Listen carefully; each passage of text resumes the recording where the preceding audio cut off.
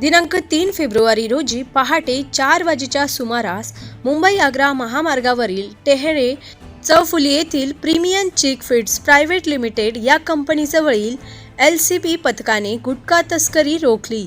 MH14 CS 1929 या कारचा संशय आल्याने ती थांबवून तपासणी केली असता त्यात प्रलंबित असलेला सुगंधित विमल V1 व मिराज माल सापडला. कारसह गुटखा मिळून पोलिसांनी 2,05,960 रुपये किमतीचा ऐवज ताब्यात घेतला.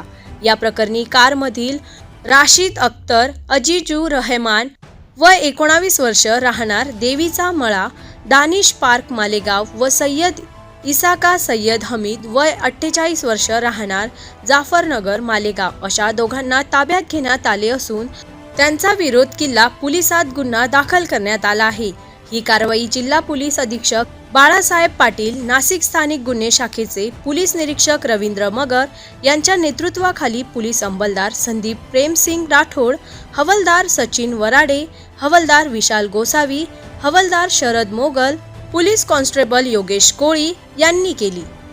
RB न्यूज साठी मलिक शेख, मालेगाव.